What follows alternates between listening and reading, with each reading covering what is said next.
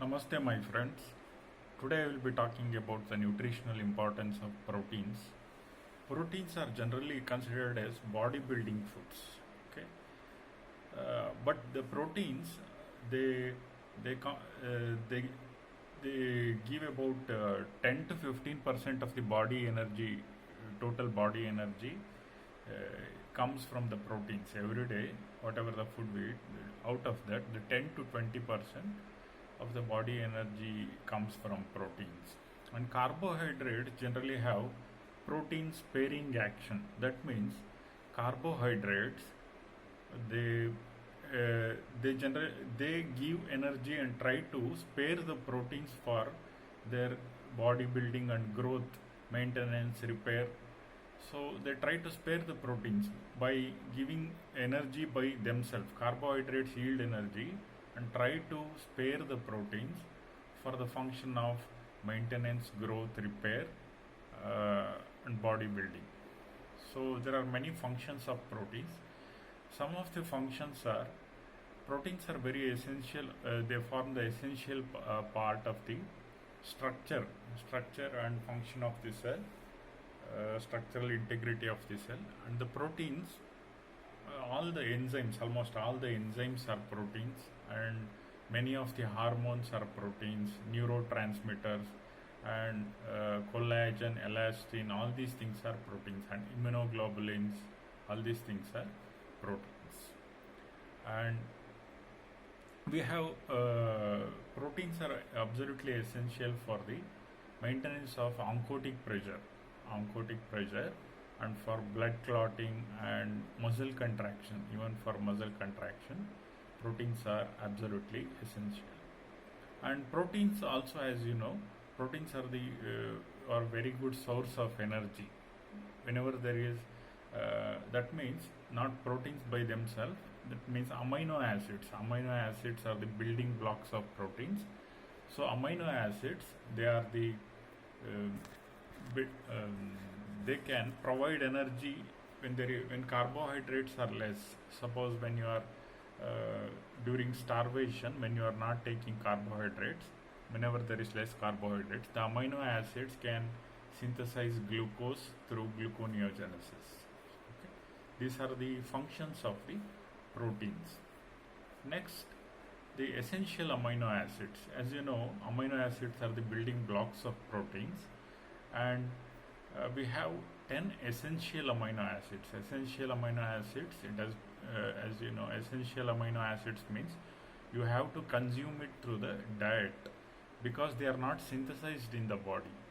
Hence, you have to take it in the diet.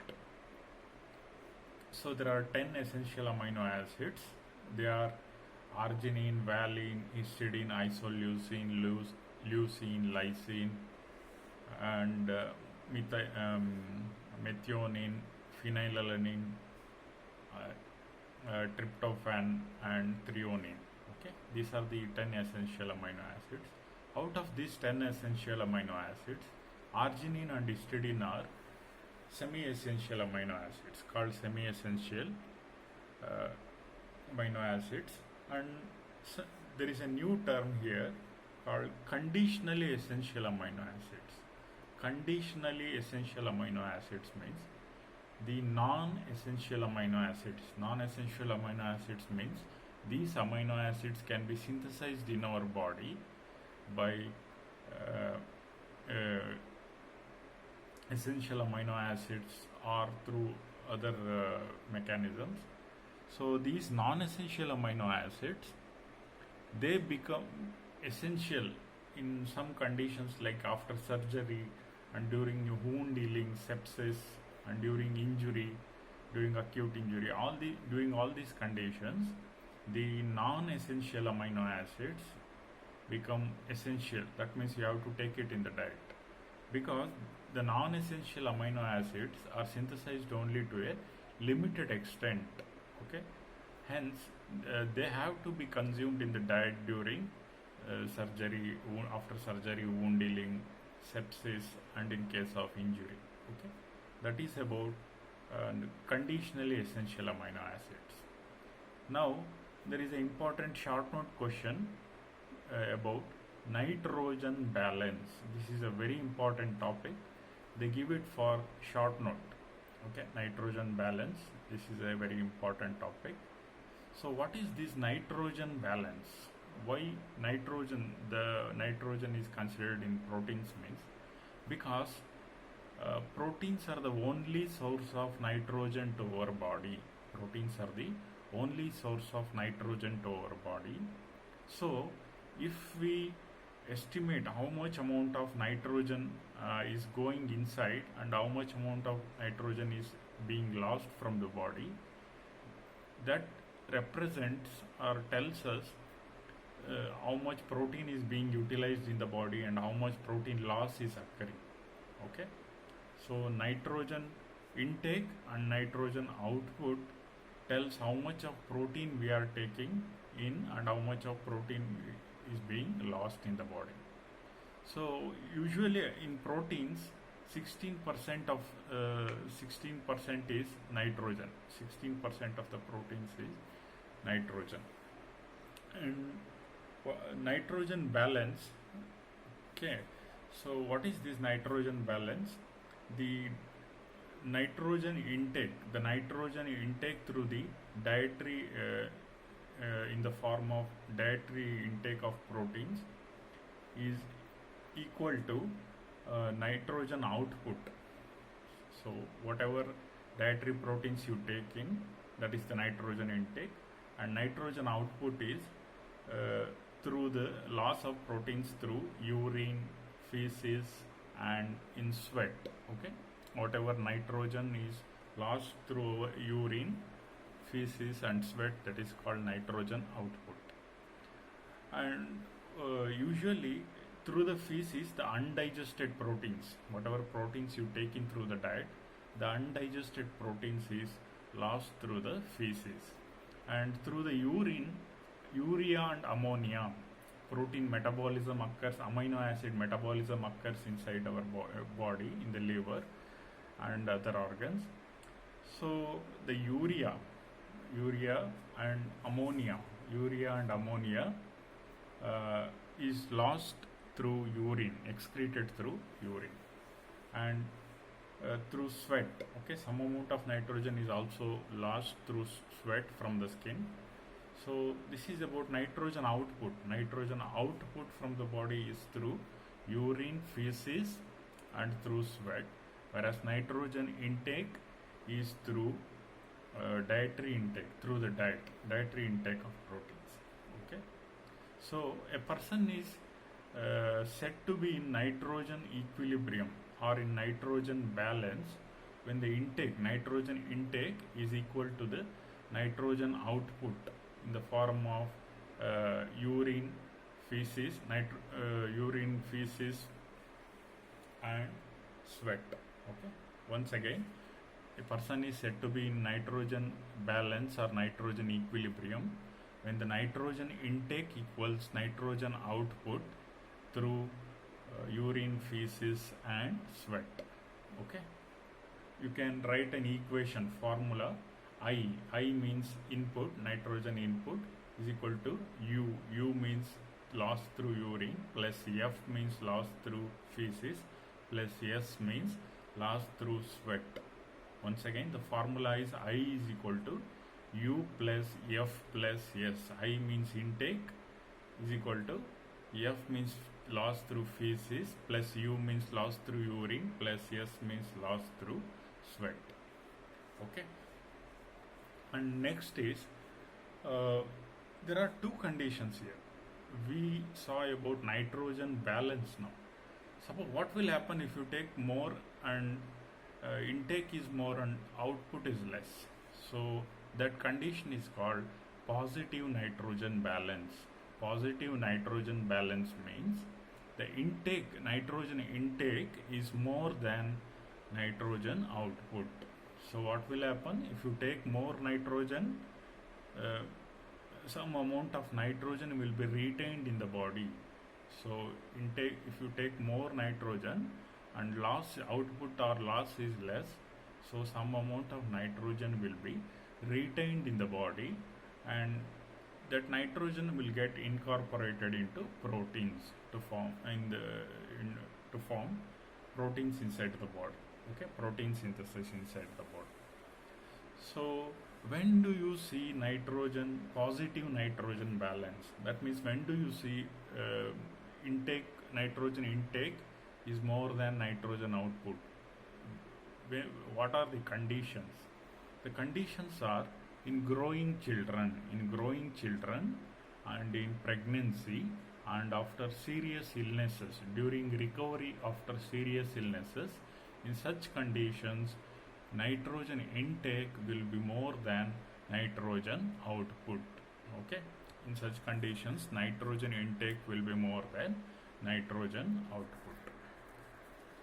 Now, coming to another opposite thing, what is negative nitrogen balance? What is negative nitrogen balance? We saw about positive nitrogen balance where nitrogen intake is more than nitrogen output. Now we will see what is negative nitrogen balance. In negative nitrogen balance, nitrogen output will be more than nitrogen input. Okay, nitrogen output will be more than nitrogen input. So what will happen if the output of the nitrogen is more amount of nitrogen is lost through urine, feces and sweat. So there will dietary protein will be broken down. So that more nitrogen is going out means the dietary proteins are being broken down, and there is loss of dietary proteins from the body. So what are the and this negative nitrogen balance, if it continues for a long time, and in serious, it can even lead to death. Okay, this prolonged negative nitrogen balance, that means loss of this nitrogen is more. If it occurs for a prolonged time, it can even lead to death. So what are the examples? The examples are kwashiorkor and marasmus. Conditions like kwashiorkor and marasmus, these are nutritional deficient protein calorie malnutrition and nutritional disorders. I will teach you later in the next video. I will teach about it. Okay, in kwashiorkor and marasmus, so there will be negative nitrogen balance and it can lead to death. Okay. And suppose if you are taking even in the diet, normal diet, if there is deficiency of even a single essential amino acids, as you know there are 10 essential amino acids. So even if there is deficiency of a single essential amino acid for a long time in the diet, it can even lead to negative nitrogen balance. That means body proteins will break down. Okay, body proteins which are present inside the body, it is present in various body parts like muscles and cell membrane. So various body parts proteins, they will break down. Okay, they will break down to provide the essential amino acid if you are not taking in. So output will be more and input will be less. So that is negative nitrogen balance is seen in if your dietary intake of proteins is less, and also in during serious illnesses and conditions like cancer, starvation. During all these conditions, there will be negative nitrogen balance. Okay, why there is negative nitrogen balance or more nitrogen output than input? Because to compensate for the less nitrogen intake, the body proteins will break down. If the proteins break down, proteins have 16% of the proteins is nitrogen. So the nitrogen output or loss will be more. Hence, nitrogen output will be more than nitrogen input. So what are the conditions? Once again, kwashiorkor, marasmus, starvation, cancer, serious illnesses, and less dietary intake of proteins. All these conditions cause negative nitrogen balance. One more thing is factors like factors like pregnancy, injury, and serious illnesses, all these also, and growing children, all these conditions influences lactation, all these conditions influences the nitrogen balance. Okay. And how the hormones will influence of hormones like insulin and glucagon, insulin and growth hormone, they promote positive nitrogen balance. Insulin and growth hormone promote positive nitrogen balance, whereas corticosteroids promote negative nitrogen balance. And disease states like uncontrolled diabetes, cancer and uncontrolled diabetes, during these disease states there will be negative nitrogen balance. So this is about nitrogen balance. Nitrogen balance is a very important examination question. So I will just revise about nitrogen balance. So what is nitrogen balance? Nitrogen balance means the input will be equal to nitrogen input will be equal to nitrogen output through urine, feces and sweat. That is nitrogen balance. What is positive nitrogen balance? Nitrogen input will be more than output. So if input is more, some amount of nitrogen is retained in the body to build proteins. Okay, so body growth and some amount of nitrogen will be retained and proteins will be formed in the body and bodybuilding will occur.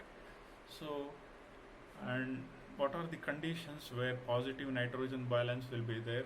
Like growing children, pregnant women, and in case of recovery after serious illnesses, there will be positive nitrogen balance. And what is negative nitrogen balance? Output is more than input, or nitrogen output is more than nitrogen input. And so what will happen if there is more output? More nitrogen is lost from the body and proteins from the body will break down during these conditions. What are the examples where it will be seen negative nitrogen balance? Cancer, starvation, kwashiorkor, marasmus, okay, all these conditions, and it can prolong the negative nitrogen balance, can even lead to death. And it is influenced by many other conditions like injury, sepsis, serious illnesses, all these conditions. And hormones like insulin and growth hormone promotes positive nitrogen balance, whereas corticosteroids promotes negative nitrogen balance. And whereas disease states like uncontrolled diabetes and cancer, all these promote negative nitrogen balance. And in case of negative emotions like anger, fear, stress, in all these conditions there will be negative nitrogen balance. Okay, this is about nitrogen balance and nutritional importance of proteins. Thank you.